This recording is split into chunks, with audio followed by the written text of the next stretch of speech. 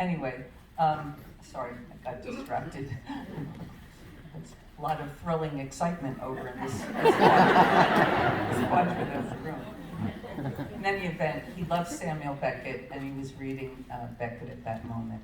And, so I think I'll switch over to some of these wily questions. I can't wait to see what people are asking me. This one's totally crossed out. All right,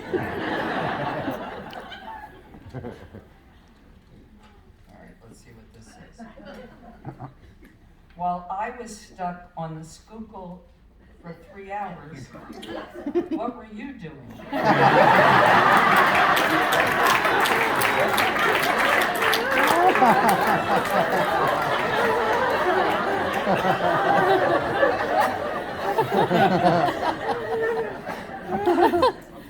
I was scrubbing the floors with Arm & Hammer. You know, I used to, when we lived in Germantown, they didn't have school buses, and my sister and I, we were really little, had to walk, you know, along from Germantown, along the Schuylkill Expressway. I think we could look down and see the river, and to go to, I think it was called Henry Crease School.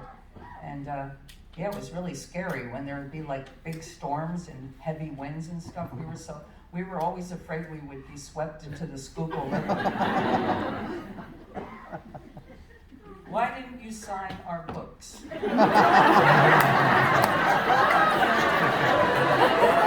Well, to tell you the truth, because this is my sixth night in a row. Sometimes, you know, this is a nice intimate audience, but sometimes there's 1,000 people or 800 people, and it's a lot for me to do night after night. And so to compensate, that is why I'm singing to you.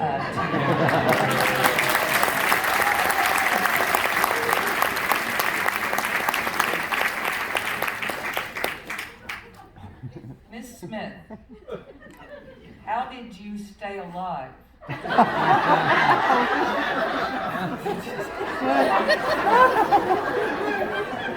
These are great questions. Well, hey, I'm only going to be 76. No, but I have, yes, truthfully, compared to a lot of my friends and loved ones, I have been here a long time. I, first of all, count my parents for working so hard to keep me alive. I was a very sickly child. They had to get me through bronchial pneumonia, tuberculosis, scarlet fever, measles, mumps, and two kinds of measles.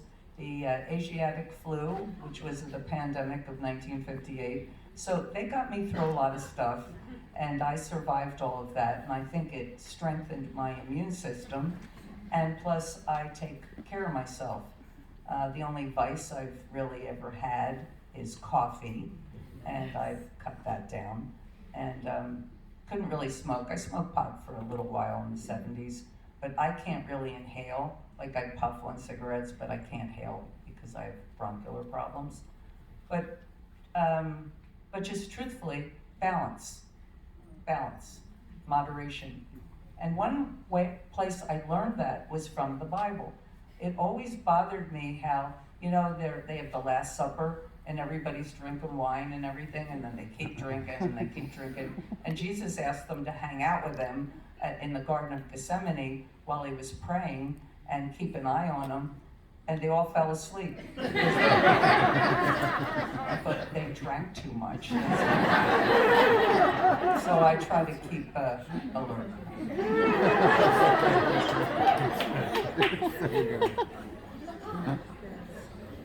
All right, one more. There's some real intellectuals here.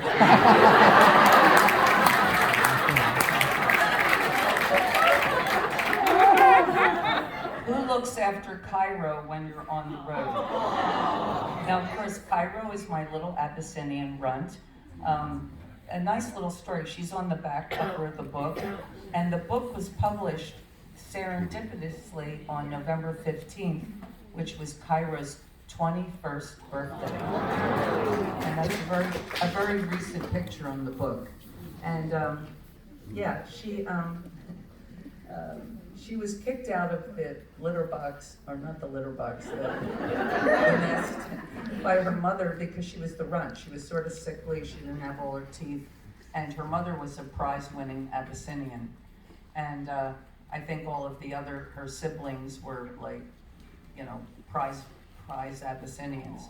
She was not a red Abbey, she was not big and strong, she was the color of the pyramids, which is why I call her Cairo. And the breeder that I got her from said, "Oh, she probably won't make it." And I said, I'll just take her, I'll take her anyway. And here she is, 21 years old. She is a terrible mouser, which is why I wanted a nice sturdy Abyssinian, because we had a lot of mice in the where I live in New York. And but she would catch them and then cuddle them. She was always, you know, her siblings didn't like her, so she was always looking for love. But she's a very sweet, loving cat, and everyone I know wants to take care of her for a little while. So I have people on the breakfast run and lunch run. Somebody comes in at midnight. People even stop in 3 o'clock in the morning and just, you know, pet her. So she is well loved and looked after when I'm gone.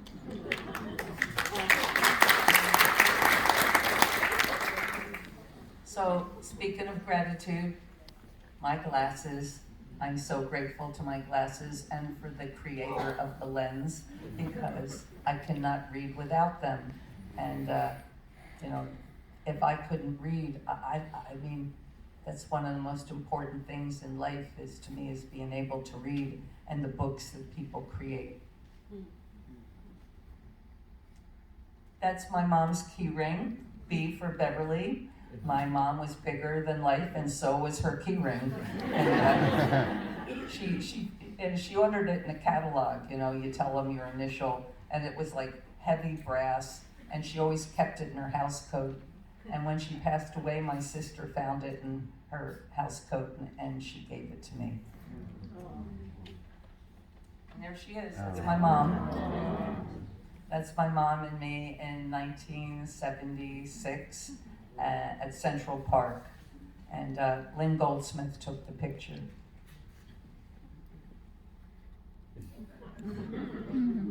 That's me. So my friend Judy Lynn, who Robert Mapplethorpe introduced me to Judy, a really great photographer, and we were hanging out one day, and I had a wall with all these pictures of people, you know, that I loved, you know, like Jean Moreau and Jean Genet and whoever it was that I liked, and the picture of Bob fell on the floor, and I just real smart ass put it in front of my face, and she took the shot. And I just love this shot because somehow when I put Bob's face on mine, I also adopted immediately his body language. And so saying, maybe Tony will come up and we can do another song for you.